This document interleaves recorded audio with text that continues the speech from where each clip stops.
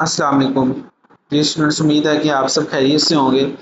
अच्छा बेटे, हमने टॉपिक स्टार्ट किया था ह्यूमन डाइजेस्टिव सिस्टम का, और उसमें जो है वो हमने ओरल कैविटी के हवाले से बात की थी कि ओरल कैविटी में किस तरह से जो है ना वो मैकेनिकल डाइजेशन होती है। फिर हमने कुछ ग्लैंड्स के बारे में पढ़ा था, जैसे जो कि सलाइवा सिक्रीट करते हैं। फिर हमने लास्ट में जो है ना वो स्वेलविंग के प्रोसेस की तरफ देखा था कि ओरल कैविटी में आपके पास जो फूड का आपके पास एक छोटा सा मैस होता है, उसको हम क्या कहते हैं, बोलस का नाम देते हैं, जो कि आगे फेनिक्स की तरफ मूव करता है। आज जो है वो हमने बेटा देखना है फेनिक्स से ईसोफेगस की तरफ मूवमेंट जो है वो किस तरह से कहती है। अगर आप इस डायग्राम की तरफ देखें बेटा, तो ये आपके पास ये जो ग्रीन पार्ट आपको नजर आ रहा है बोलस, ये वो टुकड़ा है, ये वो पार्ट है, ये वो आपके पास चीज है कि जो यानी आप कह लो कि फूड के पार्टिकल्स हैं। ठीक है, यानी जो आपके पास वन बाय वन जो है ना वो हमारी बॉडी के अंदर जब खाना खा रहे होते हैं, तो ये बोलस की फॉर्म में ये जो है ना वो एक मैस बनता है, और फिर हमारी जो है ना वो स्टमक की तरफ जो है ना वो आप कह लो कि मूव करवा दिया जाता है। ठीक है, तो फेरिंग्स के हवाले से बेटे अगर हम देखें तो it is a short tube है। ये आपके पास क्या है, अगर आप इस डायग्राम की तरफ आए तो फेरिंग्स आपको जो नजर आ रही है बोलस है।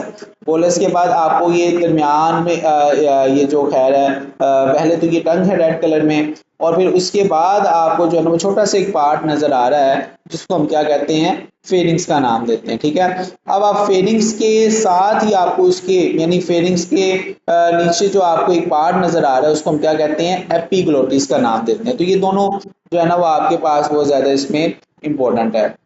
तो देखें, कहा यह जाता है कि pharynx is a short tube-like part behind oral cavity.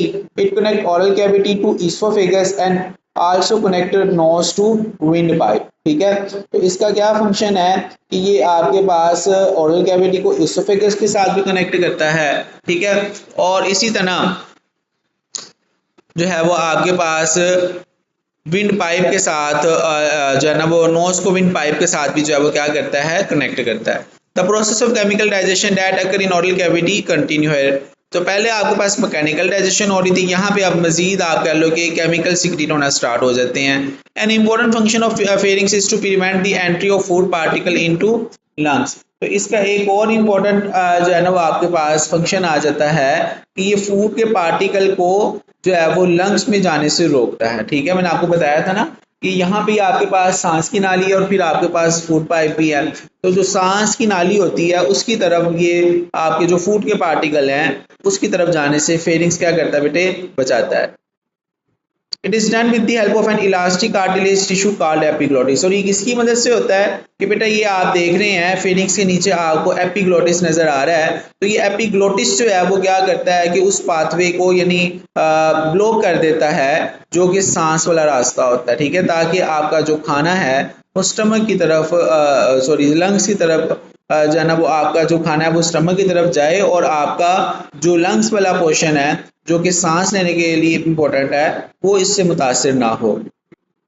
तो when swallowed food pass through the pharynx that top of trachea. ठीक है, ये आप देख रहे हो ट्रैकिया। ठीक है, the top of trachea is pushed up against epiglottis. In this way, the opening of trachea closes and swallowed food pass over it. ठीक है, तो आप देखें कि वहां से फिर आगे जो है ना वो आपका जो ईसोफेगस है उसके थ्रू फिर आगे ये जो है ना वो आपके फूड के जो पार्टिकल्स हैं वो मूव करवा दिए जाते हैं। ठीक है, जो ट्रैकिया है, ट्रैकिया ने बेटा चूंकि ये अगर आप देखें ये वाली जो नाली आपको नजर आ रही है ट्रैकिया, ये इसने आगे जाना है किसके पास, इसने आगे जाना है बेटे आपके स्टमक के पास। ठीक है, और यही यानी आप ऊपर अगर आप देखें टंग से के पास, तो ये ओपनिंग दोनों की एक ही है यहाँ से। लेकिन जब आप खाना खाते हैं तो उस दौरान जो एपिग्लोटिस जो है वो क्या करता है, ये जो ट्रैकिया की ओपनिंग है इसको क्लोज कर देता है, और आपका खाना ईसोफेगस के थ्रू यानी ये जो पीछे आपको एक नाली नजर आ रही है उसके थ्रू जो है ना वो स्टमक की तरफ मूव करवा दिया जाता है। तो देखिए oesophagus is a long tube about 25 centimetre long, MCQ आपने याद रखना है। It connect the pharynx into stomach, और फिर when food enter oesophagus successive wave of contraction are generated into the muscular walls. अच्छा अब आप देखो यहाँ पे बोलस जो है वो आपके पास मुसलसल यानी जब आगे मूव कर रहा है तो बीच में मसल्स की कॉन्ट्रैक्शन हो रही है, फिर रिलैक्सेशन हो रही है। ये जो मसल्स की कॉन्ट्रैक्शन और रिलैक्सेशन है इसको हम पेरिस्टाल्सिस का नाम देते हैं, ठीक है। यानी अल्टरनेटिव वेव जो आपके पास जनरेट हो रही हैं ये क्या कहलाता है बेटा, पेरिस्टाल्सिस कहलाता है। शॉर्ट क्वेश्चन भी आ जाता है, इंपॉर्टेंट शॉर्ट क्वेश्चन है व्हाट इज पेरिस्टाल्सिस, तो इसको आपने जो है ना वो इसका एज इट इज करना, ठीक है। तो बेटे इसको आपने यहाँ तक करके आना, फेरिंग्स एंड ईसोफेगस तक हमने पढ़ लिया। अब आगे जो काम होना है वो आपके पास आ जाना है, हमने देखनी है। यहाँ तक हमने बात कर ली है, अब हमने स्टमक की तरफ जाना वो मूव करना है कि स्टमक में किस तरह से डाइजेशन का प्रोसेस होता है। तो यहाँ तक आपने करना, यहाँ से आगे इंशाल्लाह फिर हम पढ़ेंगे। ओके जी, अल्लाह हाफिज़।